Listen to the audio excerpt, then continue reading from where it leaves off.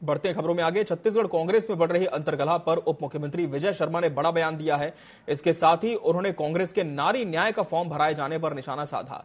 विजय शर्मा ने कांग्रेस में बढ़ रही अंतर्कलह पर कहा कि कांग्रेस में पीसीसी चीफ दीपक बैज को प्रताड़ित करने की कोशिश हो रही है। एक वर्ग उन्हें लगातार टारगेट करने का प्रयास कर रहा है। चुनाव के समय भी लेन देन का मामला सामने आया था। यह कांग्रेस का अंदरूनी मामला है, पर ऐसा प्रतीत होता है कि जानबूझकर दीपक बैज को टारगेट किया जा रहा है। साथ ही उन्होंने बस्तर में चुनाव को लेकर सुरक्षा की जानकारी दी है। विश्वसनीयता की बात होती है, मतलब इन्होंने पिछले चुनाव में जब 500 रुपया प्रत्येक माता बहन को देने की बात कही थी और उसके बाद पलटकर उस विषय पर नहीं देखा था। जब इन्होंने कहा था कि सबको आवास का अधिकार देंगे, पलटकर उस विषय पर नहीं देखा था, मिलने वाले आवास को रोक दिया था, तो विश्वसनीयता खत्म हो जाती।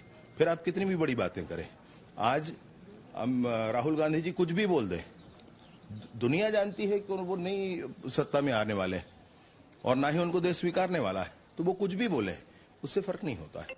दीपक बैज जी के ऊपर कई बार इस तरह की बात आई है।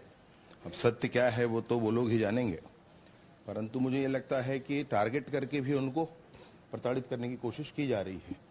दीपक बैज जी को जानबूझकर सब लोग मिलकर टारगेट कर रहे हैं, मुझे ऐसा भी लगता है।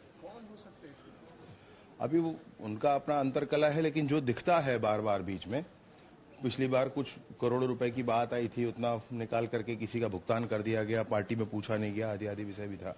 अभी फिर से ये विषय आया है, तो ऐसा ही कुछ मुझे दिखता है। अब उनका अंतरकला है भैया, उनके पार्टी का मामला है, हम लोगों को ज्यादा बोलना गलत है।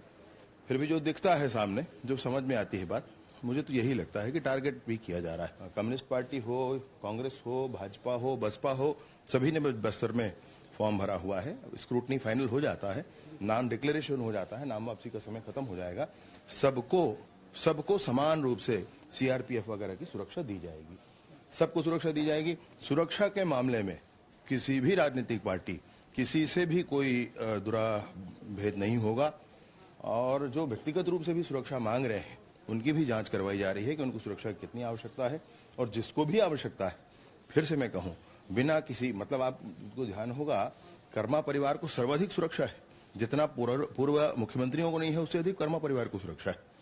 तो इस सुरक्षा के मामले में कहीं कोई